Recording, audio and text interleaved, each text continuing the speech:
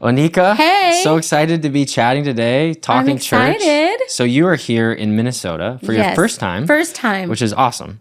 It's beautiful. It Yeah. really is. Even though it's fall, Yeah. it's still beautiful. Good. Yeah. Well, we just got out of the most beautiful season. We're preparing for the most difficult season. Gotcha. So it's hard to get people to come in January or February. Yes. But you're here for our Sparkle Women's Conference. Yes, and yes. I'm so excited. Yeah. So it's a good It time to gets crazy come. when the girls get together. Oh, It's about to yes. be crazy. Oh, yes. And I heard your auditorium seats a lot of people, so I think it's going to get wild. It's going to be packed. I think we maybe oversold it a little bit, but it's going to be packed. It's going to be amazing. But you are a church planner yourself, and so you said coming up on 10 years. 10 years, that's which amazing. I cannot believe. Yes. It's gone by so fast. So why would you plant a church? I know. I still ask myself that question 10 years later. But long story short, my husband and I were on staff at a church in Austin for 12 years.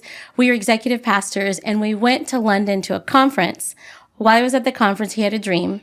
Not kidding. And Chris Kane was Earl had a dream. Earl had a dream. Okay. Yeah. Earl had a dream. I had a dream. And in his dream, Chris Kane was in his dream and said, Earl, what are you going to do with the rest of your life? And then he kind of stumbled over his words. And then to Chris Kane, he said, because she looked at him like only Chris Kane can look at you, like, tell me more. Yeah. And he said, I'm actually called to start my own church. And so then he wakes up from the dream and he said, honey, and this is like, we're jet lagged. And he's like, honey, I feel like we're supposed to start our own church and I'm supposed to be a pastor. And I said, I've known that since college because we met and fell in love in college. No way. And I knew it when I met him, but he did not realize that. And so he You had to get him up to speed. Exactly. And so that's kind of how it started. But at the time, it was not the best time to have that dream because our pastors, who are still our pastors to this day, we love them. They're incredible. We talk all the time. They had actually walked through a tragedy where they lost their middle son. Wow. And so it was a very heavy time. And Earl was he was overseeing the church in their absence while they were healing and on sabbatical. And so it wasn't the time to come back from conference and go, I had this dream, because they actually really needed us. So we just held on to it and just prayed, God, if this isn't, you know how you do. God, if this isn't from you, take it away. If it is from you, I trust you with it. So we were in no hurry with it. We weren't trying to like get out there and become something, do something. We wanted to be obedient, but we also wanted to be sensitive. And so fast forward, one day after an executive meeting, our pastor turned to Earl. I was homesick that day, and he said, hey, have you ever started? One of his friends, right-hand guys, had just moved to go start a church. And so then that made him go, I wonder if one of my right-hand guys would just move and start a church. And so he said, can you stay behind after this executive meeting? He stayed behind the meeting, and then the pastor looked at Earl and said, hey, have you ever thought about this? And then Earl was like, crap. Like, do I tell him now? Yeah. Exactly. Or do I wait? Because I wanted to wait 6 months before I told him. But he said, I know that I just need to tell him right now. So he told him. He was super honoring. How long was that? That was from the time he had the dream. Yeah. Probably like 4 months. Okay. Yeah. Yeah. And so he was like, Pastor, this is so crazy, but I had this dream when I was in London, but I've been holding on to it because I wanted to wait 6 months before I talked to you about it. So it's crazy that you would ask me this. And so Pastor Rob, his name's Rob, at the time he said, you know what? I love you and Oneka. I want to do whatever to support and make your dreams come true. Let's pray on this together, and let's just be careful about the timing. Yeah. And so because we had such a tight relationship, and because we weren't like the type that are like, we hate it here, we can do this better, we're going to move down the street and like take everything you taught us and like lure the whole church because we're faces. Like we didn't, we're not that way. We're very honoring. And so a mentor in our life said, throughout this journey, over honor and watch what God does. Sure. So through lots of prayer, lots of conversations, lots of what could this look like? Do you want to be a satellite church? Do you want to do your own thing? Through all of that, it was a 2.5 year process where we just basically gave our pastors our dream, and we said, we won't do anything because we trust you, and they trusted us until you say go. That's so we sat cool. on it for a couple of years and didn't tell anyone. It was crazy. Well, I think what's so amazing about that is when you hear something from the Lord, He makes it work in His timing. Exactly. I'm sure you got home, and once you feel like you prayed about it and you got that confirmation, it's like, well, it's time to go. Exactly, which most people do. They're like, okay, I'm printing the T-shirts. I'm going to work on the logo. Like, got to get the branding team together. Oh, yeah. Mm-hmm. What do you feel like God taught you guys about that you now see 10 years into your own plant that has affected? Because I'm sure you've had people that have been on the way with you that have said, we're going to be with you forever. We're going to grow old together. Yeah, 2 months later, they're gone. How is honor, loyalty, that time from leading up to the launch to where you're at now, how has that worked itself together in your I feel like lives? It was the greatest gift, and still is to this day. I'll never forget that advice. Earl went to lunch with one of his mentors, and one of his mentors said, over honor. And I feel like that's what opened the door for our church to be not successful, that's not the right word, but for God to just send us such amazing people from all walks of life from day one. And I feel like since we left well. And so I feel like whatever you're doing, like if you're starting your own company, it's just great to leave well. Whatever it is that you're exiting, it's just beautiful to do it well, because I feel like God meets you in your next space. So I feel like to this day, the favor that's on our house and all that God has done in the last 2 years, I feel like it's because of how we planted the seed from the very beginning. And I feel like we're still seeing the result of that. Totally. Like to this day. Yeah, we say something around here. You can always leave well. No matter what the circumstances, Exactly. you can always leave well with honor. Again, it may not have been the way you wanted to do it, but you can leave with that. Now, thinking about you're planning a church, you're leading this church with Earl, and you also have 3 kids. Yes. And then you say, oh, I want to travel. You're an author. You have a lot of things. What makes you want to like get out there and go share this message and come to conferences? Because for some people, they see the glamour of it, but there's long days, there's early morning flights. I mean, sure, it can be fun, but it's a lot of work too. What has inspired you to do that? Yeah, I feel like it's out of obedience. It's not something that when we started our church or started our family that I thought, you know what, the next thing that I want to do, a church has gotten going good. I just want to like go on the road and travel and speak. It hasn't been, or even write a book for that matter. It wasn't something that was a desire in my heart that then bubbled over and like now I'm living the dream. I just came out of obedience because I felt like God just opened the doors. And you just know when you know that I'm supposed to do what he's asked me to do, even if it wasn't your idea, because it, like you said, it's not glamorous. It's an honor though. Like if I think about it long enough, I get emotional. It's an honor that your family would trust me to come speak to the girls of this house and bring a message to plant into their hearts. I do not take it lightly at all, but I also can't say yes to everything because I have 3 kids and a husband and a church. But I would say I do think of it as an honor, and I do not take it lightly, but I also don't do it for the wrong reasons. I'm not trying to become something or prove anything, because at the end of the day, I feel like God's going to say, not how many churches did I speak at or how many books did I write. He's just going to say, were you obedient? Did you honor your husband? Did you honor your family? Did you do what I asked you to do? And so that's kind of my posture as I approach life. Yeah.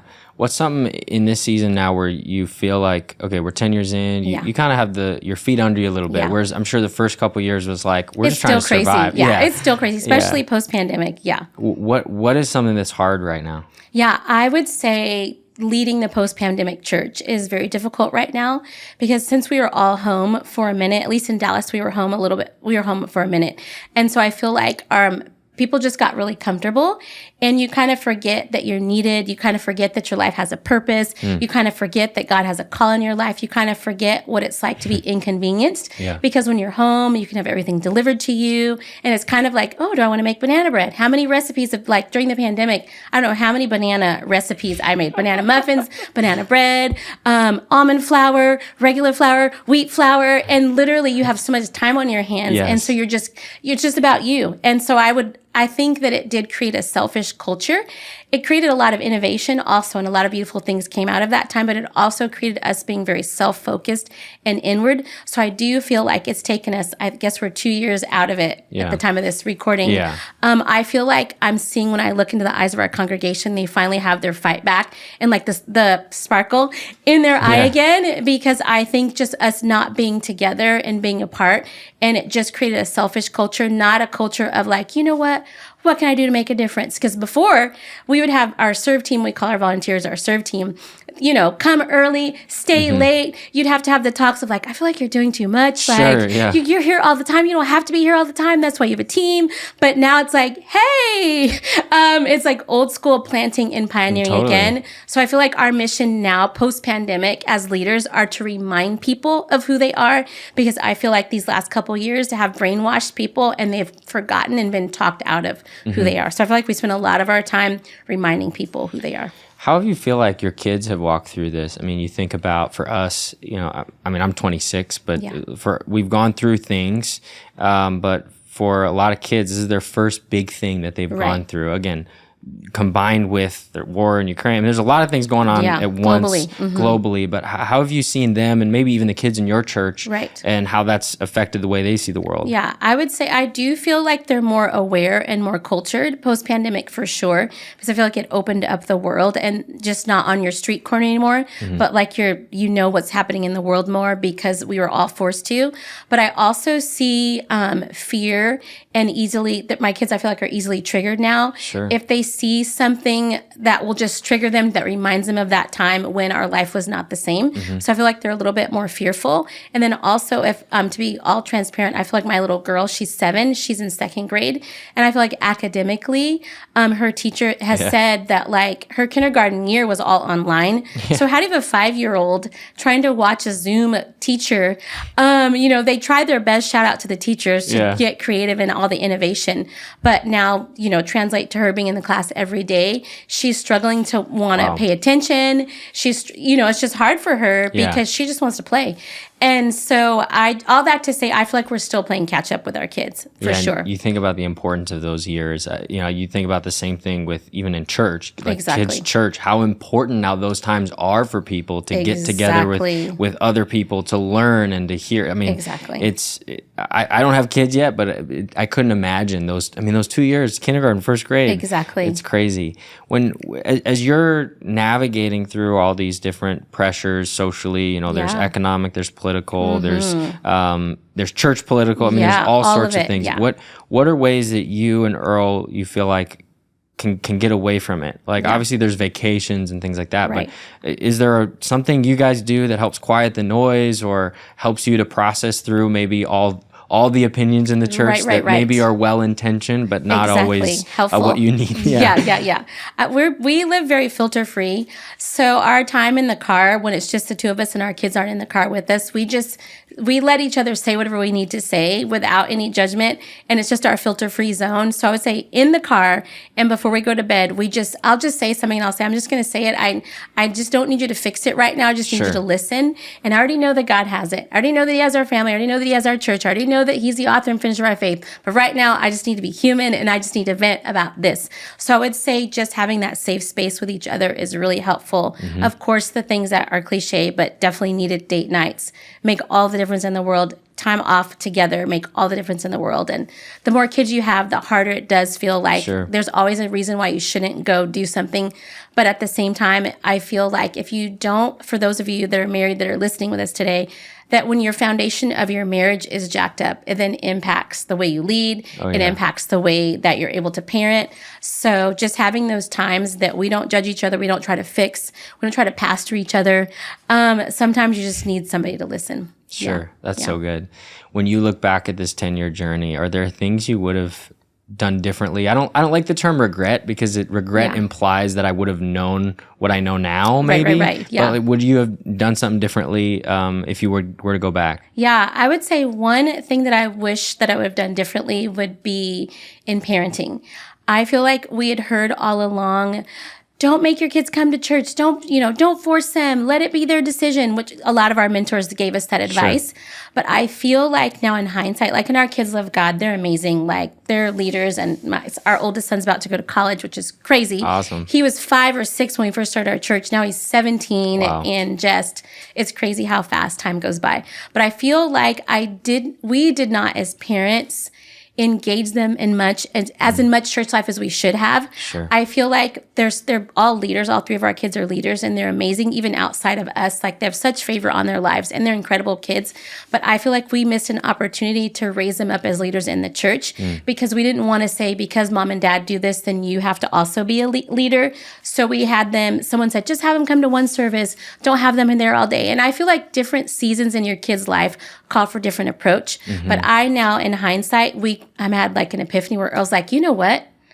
Let's get our kids to church more often. And don't judge me for those of you who are like, what, bring your kids on the journey. We did bring them on the journey, but we just didn't want to shove it down their throats. Yeah. But now we're shifting. So our 2 boys, one's 12, one's 17, they're on the parking lot team now. Cool. So for 6 weeks, Earl, my husband, said, you know what? Y'all are going to wake up at 6 a.m, just like the serve team. You're going to put on the blue shirts. You're going to be out there. You're going to be smiling, waving, helping people find a place to park. And at first, our boys were like, wait, what? Especially my oldest. He's like, I just go to one service. I'm like, what? Who are you? What is happening right now? This is not how we built the church on one service. But now they're so thankful. And our oldest, we now have leading in youth. He would attend youth, but he wasn't leading in youth. And so now they both realize, like, you are needed. There's a part that you play. Our little 7-year-old girl, she's just spoiled, and just pray for us because she does what she wants when she wants. But I would say if I had it to do all over again, I would not have been apologetic in having our kids lead with us. Yeah. Were they a part of things? Yes. But I feel like we could have brought them along the journey more instead of air quotes protecting them. No, that's so good. And I obviously have experienced that and lived that out. And I think that there's a difference between shoving your calling down your kids' throats and including them in what God has asked you to do. I remember growing up, my dad would tell me, he'd say, I'm here to be obedient to God first, not always to go to your baseball practice or not always go to, whatever it is that you're doing. But he said, I'm not going to miss the big games. I'm not going to miss the recital, but I'm maybe not going to be the coach like your friend's dad is because I'm here building a church. And even that requirement, it's people kids especially, they know your motive, they know your heart. And I think that the people who are, who maybe are critical of the idea of including them, maybe had a bad example. Exactly. Maybe it was a hypocritical parent. And again, it doesn't mean, we were talking about this before we started the podcast, it doesn't mean that you can do a perfect job. No, But it's giving people the opportunity, especially your kids, the opportunity to step into that leadership. And so I think that's huge. And I mean, it sounds like you're already the 7-year-old. Good luck for her. I know. But my boys, 12 and 17, now they're all about it. Like we were driving home from church. Our son rode home with us because his car is in the shop. But long story, our oldest was like, we're like, how did it go in youth? And he's like, it went good. The service order was a little clunky. We're like, look at you knowing like service order lingo. Oh, yeah. So they do look after parties and all the things. And so it's been good. He'll come home and he'll go, youth pastor went long again. I know you've been talking about that. He's got to keep it shorter. Exactly. Or a guest speaker will come and they'll be like, that was interesting how they interpreted that scripture, because I remember when we did our study, you said it was right. And it's like, wow. That's exactly what's happening. That's so cool. What is exciting for you up ahead? I mean, obviously you have a 17-year-old about to go off to college. You still got a 7-year-old. But what is exciting for you in this next season that you're starting to see God speak? 10 years in the church, there's new visions, new things that God is speaking to you. Yes, I would say I feel like we're replanting and rebuilding. Sure. And so I'm excited about the future and the church of not just today, but the church that we're building for the future. We just bought a new building that we're in the process of renovating. That is just a miracle in and of itself. So I'm so excited about what that means for our church and for all of our locations. I'm excited for our staff team because I feel like our staff team is at a place where there's a new stretch required of them because they're all really good at what they do. They're just like all pros and all G's. But I feel like this next season, there's a lot of unknowns. And so I'm excited. I think that it's good when you don't know. I think that sometimes we find too much confidence in knowing and all the clarity. And I need the job description. I need to know the wins and I need to know the measurables, as opposed to we're just going to take a leap, but I don't have all the answers. And so I'm excited because I feel like we're in a season now as a church, 10 years, where we don't feel set in our ways.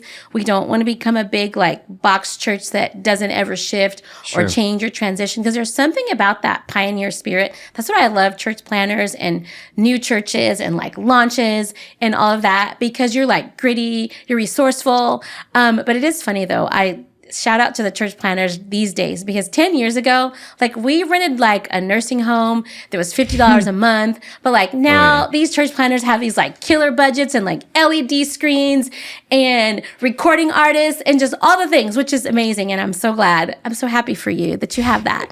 But we did not. We had a guitar and it was acoustic and we just made it work, and it is what it is. But I say all that to say I do still have that pioneer spirit, and so does Earl. And I feel like our staff does too. And so I'm excited for the future. I'm excited for the stretch that this new building is requiring. I'm excited for the stretch that a new campus that we just adopted is requiring. I feel like in the stretch, it makes you dependent on God instead of phoning it in. And I feel like we're in a season where we can't phone it in, where we really just straight up have to rely on Him.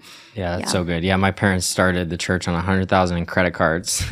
Exactly. Not advised by any means. Right. Yeah. But it's cool that we can resource the church. But I do think that in those moments, wouldn't you think that that the moments of difficulty and challenge, those are the ones that got you the badges, so to speak, for what God's preparing you to do. Oh my gosh. Yeah. I feel like the stress and the who's going to come, because we were a part of a huge church that had thousands of people. We left it, sold our house, took our kids out of private school, and just started all over again. And knew no one in the city.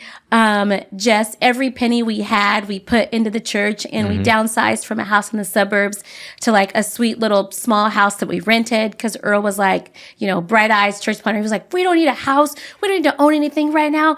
We'll just find something to rent and we'll just make it work. And now I tell all church planners, please settle your family. Don't do what we did. We moved 5 times and it was not the move. But was the church in the same spot? You just moved 5 houses, or okay? Yes, because he was like, let's not buy a house. Let's just let's cash it in and give it to the church. So pour it out. Like my dad. Yeah, pour it out. So our kids had to keep switching schools, and the church was flourishing, but our family were just like going from place to place to place. So now he tells church planners, make sure your kids are good and your home is good. Our kids were good. It's like first world problems, having to move a lot, but at the same time, I feel like we added stress that was not necessary.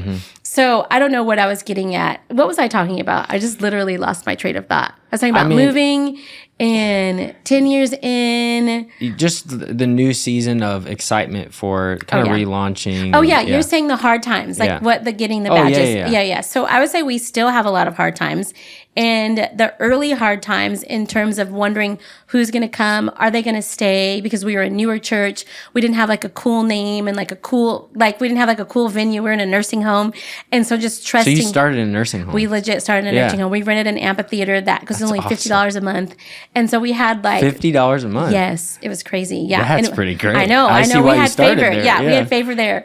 And so we started with like 15 people. It was a Bible study. And then here we are 10 years later. But I remember wondering, will they come back? Because we didn't have like a killer children's ministry and like a playscape. Okay, time out. I've never heard of a church starting in a nursing home. What was that like? Like what is the vibe? What's the lobby with the greeters? It wasn't our target audience per se, where we're like, we weren't like, we have a call to be a senior citizen church. We loved, generational church. Yes. Yeah. We wanted a generational church, but we just started at the top, worked our way down. But it was like a remodeled amphitheater that sat 50 people, and it was $50. So we're like, we're there. And we couldn't find another space. So we grew from 15 people to 50 in that first location. You grew to 50 people in that? Yeah. Wow. And it was like SMU college students would combine with like sweet little grandmas and grandpa. Yeah. It wasn't like, it was like a fresh nursing home meeting. It was like renovated. It wasn't what you might think of a nursing home. So, but it still was a nursing home. It was more assistant living vibes. Yeah. But still, wasn't a theater like in the heart of the city. Yeah, I've heard of a lot, but I've not heard that. I know, it's That's random. Awesome. And now you're building a new building. Yes. That's amazing. And it's incredible. It's a miracle story. It's a miracle story. We're living a miracle. So it's wild to go back when we were in our house that we were renting. I remember Earl pacing the floor, like believing God just for provision and for God to bring the people. And he'd drive around the city wondering where we're going to have a building, and just remembering the heartache and the weight. Now the weights are different. We still have weights. We still have heartache, but it's like different heartache. But then the heartache was, will they come?